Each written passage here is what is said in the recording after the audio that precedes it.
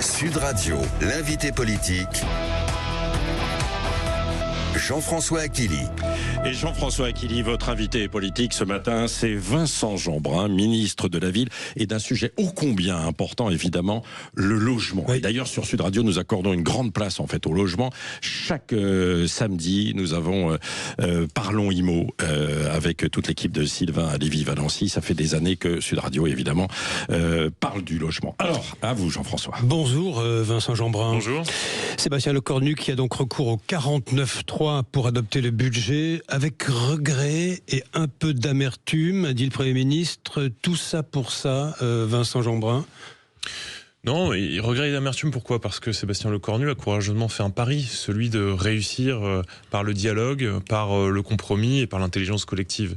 Et bien lui en a pris, puisque sur le budget de la sécurité sociale, ça a marché.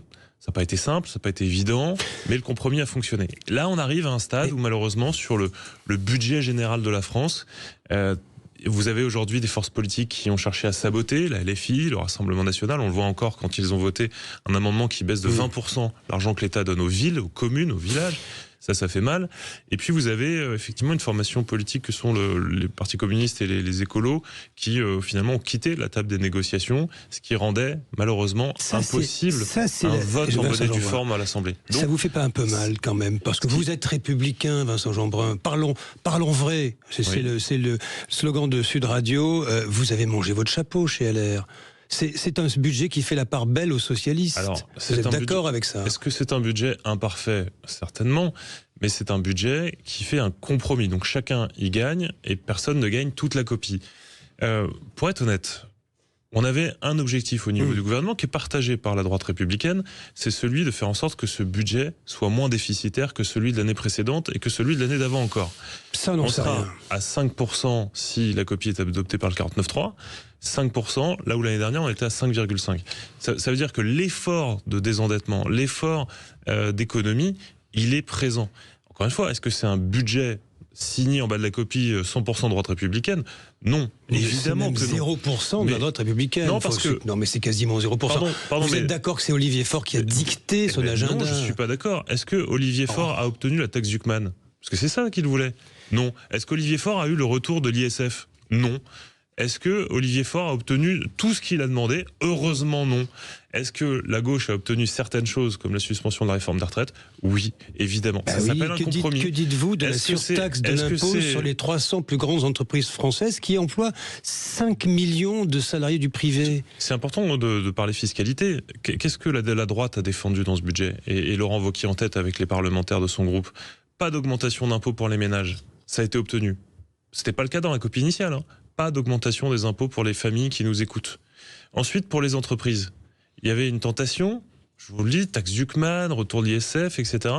Là, la fiscalité, 99,9% des entreprises de France ne payeront pas plus que l'année dernière. Non, attendez, je vais au bout.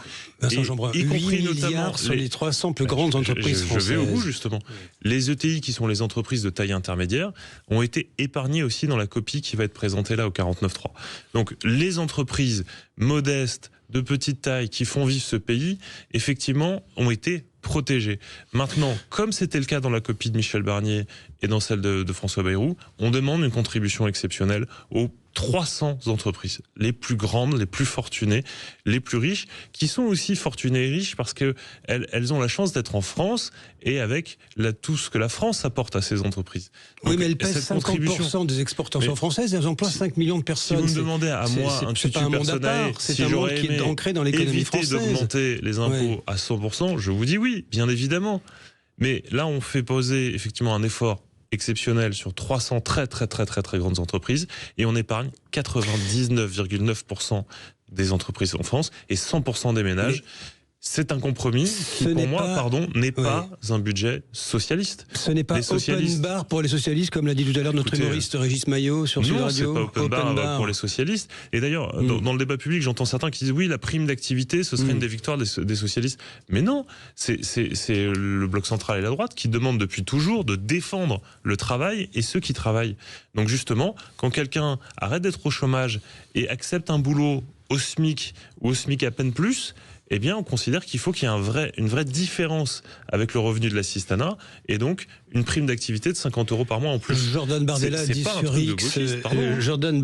sur X, en renonçant à la baisse des impôts de production, le gouvernement abandonne nos entreprises. Qu'est-ce que vous lui répondez ? Je réponds que c'est quand même assez cocasse de la part de quelqu'un qui a voté avec son groupe à l'Assemblée près de 36 milliards de taxes supplémentaires, de venir nous expliquer qu'on n'aurait pas été aux côtés des entreprises. Bien sûr qu'on a protégé les entreprises et la production, tout en corrigeant, il faut le dire très clairement aussi, parfois quelques abus. Je pense notamment aux dépenses somptuaires. Vous savez, vous aviez des entreprises qui pouvaient avoir des hôtels particuliers, des yachts, etc. Ça, effectivement, on est venu corriger ce problème. Mais là aussi, il faut arrêter l'hypocrisie.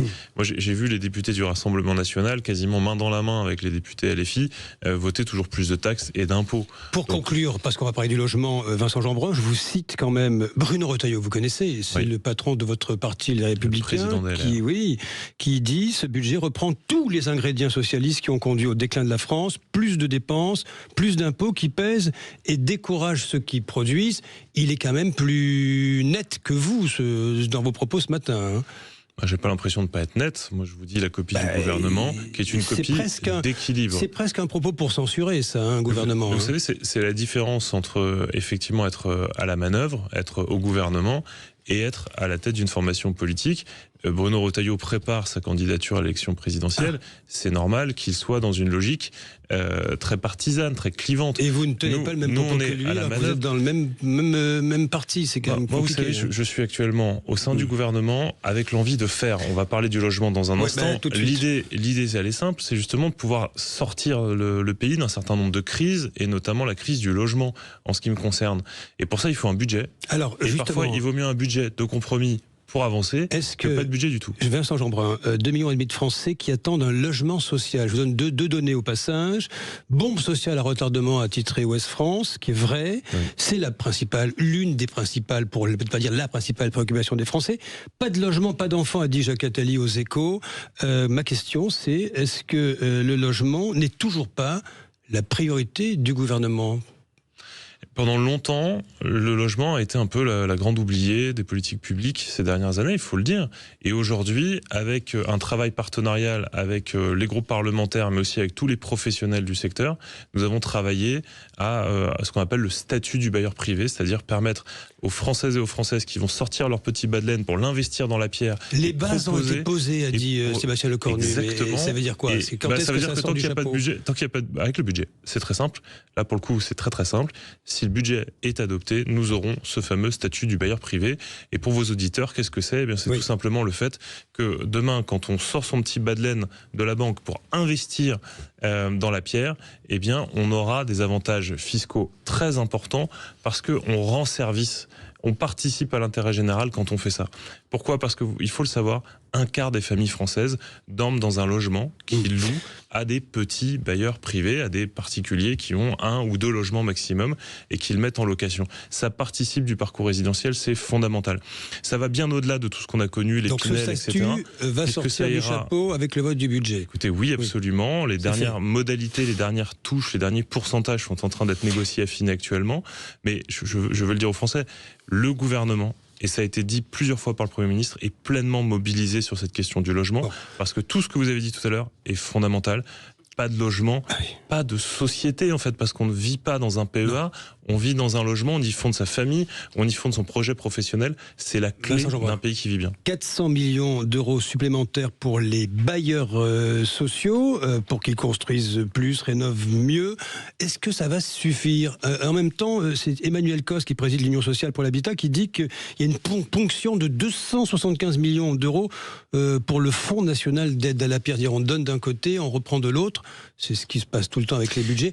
400 millions, ça paraît dérisoire vu les enjeux. Ce qui est sûr, c'est qu'il ne faut pas opposer logement privé et logement social. On a besoin de toute la panoplie et c'est pour ça qu'on a avancé sur 2 jambes. Celle de faciliter les outils pour les bailleurs sociaux, j'y reviens, et de faciliter le statut du bailleur privé, l'investissement privé. Tout ça est vraiment en symbiose. Sur le logement social, il faut aider les bailleurs sociaux à produire plus et mieux. C'est pour ça qu'on a baissé en fait les prélèvements qu'ils subissent de 400 millions d'euros, vous venez de le dire. Et puis il y a à côté de ça ce qu'on appelle le FNAP, effectivement le Fonds national d'aide à la pierre, qui en fait permet aux bailleurs d'investir dans la production de nouveaux logements. Donc c'est pas un prélèvement, cette aide à la pierre, c'est effectivement quelque chose que les bailleurs mettent en commun, que l'État abonde, que d'ailleurs les amendes, quand vous respectez pas la fameuse loi SRU, vous savez que vous avez passé les logements sociaux, abondent également. Et ensuite, c'est redistribué au sein des bailleurs pour pouvoir aider à produire plus. Vous êtes d'accord que les 400 millions, ça paraît bien sur le papier, mais vu les enjeux, c'est une goutte d'eau. Enfin, pas une goutte d'eau, mais c'est... Non, parce que par ailleurs, l'État accompagne le logement social de différentes façons. Et vous avez aussi la trésorerie qui peut être accompagnée. Donc, moi, je suis en soutien du logement social. Certains critiquent le logement social. Moi, j'ai grandi dans le logement social. Je suis un enfant du logement social dans ma ville de l'Haye-les-Roses. Et objectivement, je sais ce que ça a apporté comme chance à ma famille. Et donc, je crois que cette solidarité, elle est importante. Pour autant, je pense qu'il faut aussi moderniser notre approche du logement social.